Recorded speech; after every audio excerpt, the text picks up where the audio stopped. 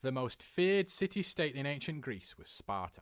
The city employed a massive number of slaves to do everyday tasks to free up Spartans for the one job they loved, making war.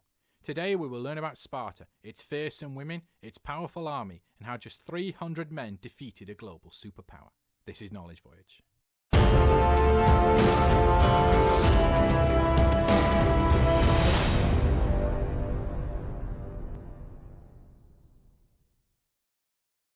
In the southern part of Greece lay Sparta. It was founded by the legendary Lycurgus, whose name means wolf worker. Spartans are believed to be descended from Doric Greek raiders who overran Greece in around 1200 BC. Over time, they set up a political system with one sole focus, and that was waging war. Spartan boys were raised in the ogoge system.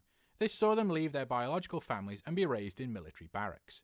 Spartan boys were taught their primary allegiance was to the state, not their families. Spartan boys and men trained all day for war and ate their main meal of the day after dark. They were forced to march to the mess hall in darkness to get them used to marching at night for added stealth when war finally came. The barracks was the main focus for a Spartan man, and his membership of the barracks depended on a yearly contribution to its upkeep. To provide this payment, the Spartans used a simple and brutal system: slavery. Spartan males were banned from any job except warfare. This meant they needed slaves to do everything else, and Sparta had huge numbers of slaves in its territory. Sparta's success in war with other Greek city-states meant it always had a large supply of prisoners who could be put to work as slaves. What shocked many other Greeks was not that the Spartans had slaves, but that the slaves Sparta had were ethnic Greeks. To most Greeks, only foreign barbarians should be enslaved, not fellow ethnic Greeks. The slaves were divided into two. The largest group, known as the helots, did most of the menial tasks like farming, tending to animals, and cleaning homes.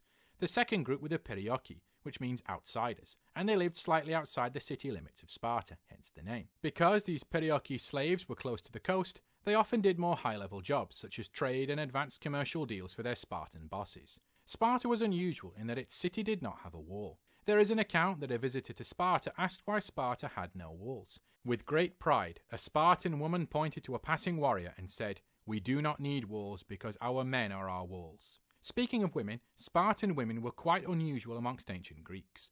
In Athens, a girl would only be taught the most basic skills needed to serve as a wife and mother. It was also considered taboo even to use her name in conversation with unrelated males, so it would be referred to as my wife or my oldest daughter, rather than their name. As a result, most ancient Greek women lived lives of service and invisibility, but not so Spartan women. Instead, they were given the same level of education in reading and writing as the men. Because helot slaves did all the housework, Spartan women did not have to. This freed them up to do other things like sport, and a Spartan woman was the first ever female winner of an Olympic event in the four-horse chariot race. Spartan women also had reputations for beauty and athleticism, and were often referred to as thigh flashers by other Greeks because of their suggestive togas. Spartan women also played a key role in gearing the men up for war. Women would often tell their husbands to either come back as a victor or corpse, and the most famous phrase being, "Come back with your shield or on it." On the extremely rare occasions a Spartan war party were beaten, the women would publicly mock their sons by pointing to their stomachs and asking if these cowards wanted to climb back in the womb. Perhaps the most famous Spartan woman was Gorgo, the wife of the famous Spartan king Leonidas. Gorgo was once asked why Spartan women had so much freedom, to which she said, "Because we are the only women who give birth to real men." Sparta was to play a key role in the defense of Greece from Persia. Persia was the superpower of its day, with an empire stretching from India to Egypt. Emperor Cyrus sent delegates to Greek cities demanding submission.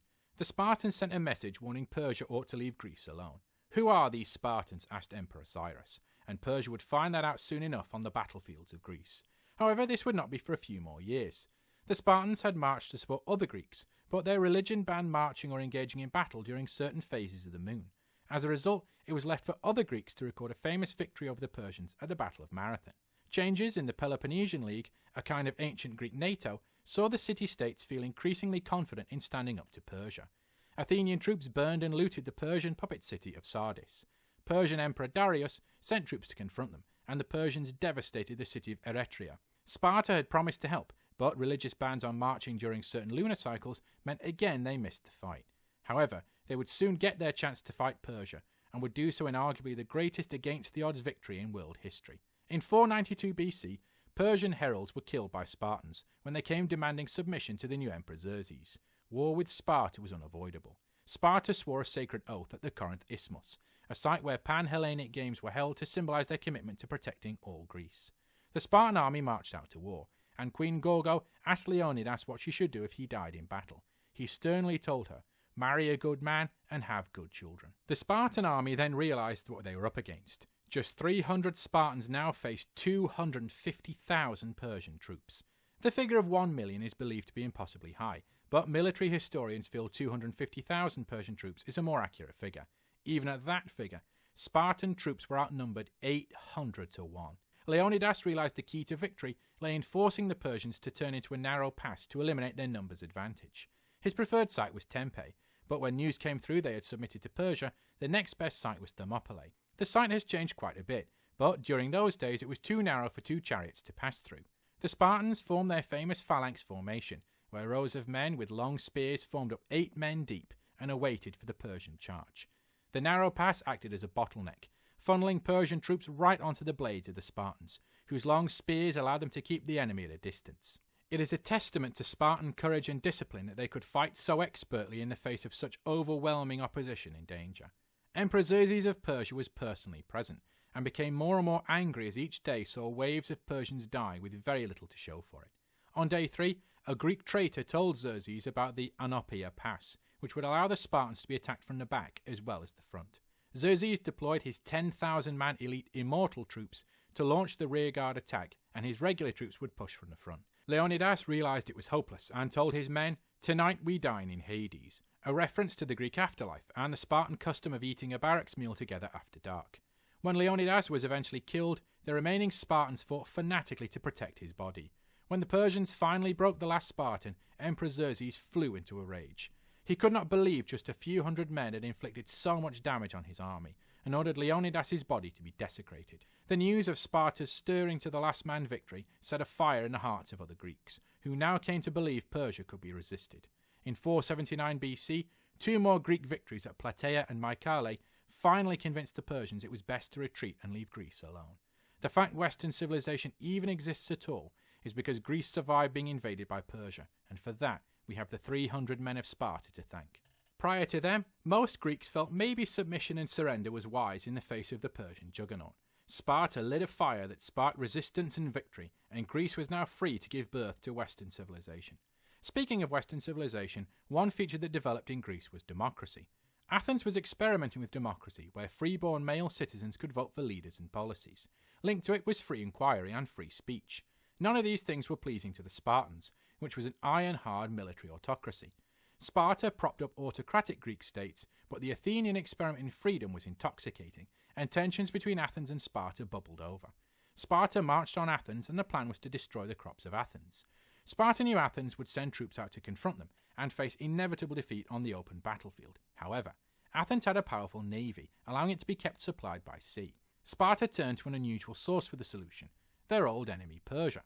Persia increasingly saw Athens as the main Greek power, and was happy to fund a Spartan navy to keep Athens in check and balance them. International relations scholars call this tactic balancing. Sparta won the day, and having crushed mighty Athens, Sparta looked unstoppable. However, as is so often the case, a mighty warrior nation fell not in battle, but due to growing greed. Aristotle and Plato wrote that, quote, "The love of money and nothing else will destroy Sparta." And the love of money did just that. Spartan troops would spend the next few years after beating Athens on campaign, bringing back expensive loot. The moral rot began to set in. Both Plato and Aristotle began to notice that Spartan women, once known for their fierceness, became lovers of luxury items brought back from campaign. Spartan men became more and more interested in loot to please them, and Sparta's honor code became debased. Given that warrior honor was the key to Spartan success, its decline meant it was a matter of time before there were military consequences, and in 375 BC, those consequences were devastating. Sparta faced off against the Theban army. Unlike the morally rotting Spartans, the soldiers of Thebes had been developing and using dynamic new tactics. Spartan soldiers stood in a hoplite row 8 rows deep. By contrast, Thebes had troops 50 rows deep.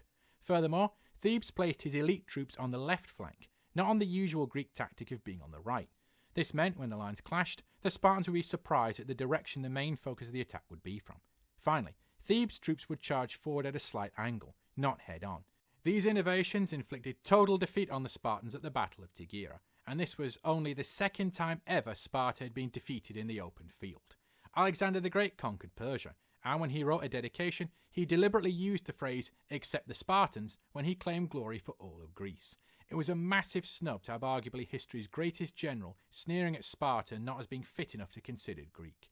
In the wars of Alexander's successors, Sparta was a small player, and its troops, with their newfound love for money, acted as mercenaries. In 307 BC, Spartan king Arius introduced two things Sparta never had before. Firstly was a precious coin-based currency. However, economic mismanagement soon led to inflation and more decline for Sparta. Perhaps the final insult during this period of decline was the need for another thing Sparta had never had before, and that was a wall. The city that once boasted its men were its walls was now cobbling one together in the midst of moral decline and economic collapse. When the Roman civil war broke out between Julius Caesar and Pompey, Sparta allied with Pompey. And Sparta's bad luck continued, as Pompey lost and Sparta and all of Greece was enveloped by Caesar's Rome. Sparta, once the mightiest soldiers in the world, were bankrupt, beaten, and subject under the Roman yoke. However, their memory will live on. Even Christian apologist Origen spoke admiringly of the Spartan willingness to sacrifice themselves in battle.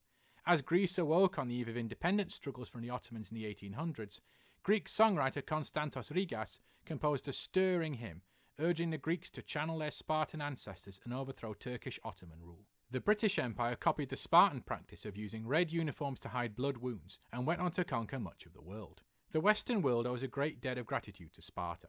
Without the Spartans, Greece would never have been able to withstand Persia, and therefore Western civilization may have been smothered in its infancy. Because of the sacrifice of the Spartan 300, Greece survived and gave birth to philosophy, democracy, reason, and the language of the New Testament. Put simply, we have Sparta to thank for the survival of our civilization. Thanks for watching, everyone. Don't forget to like, share, and subscribe. Thank you.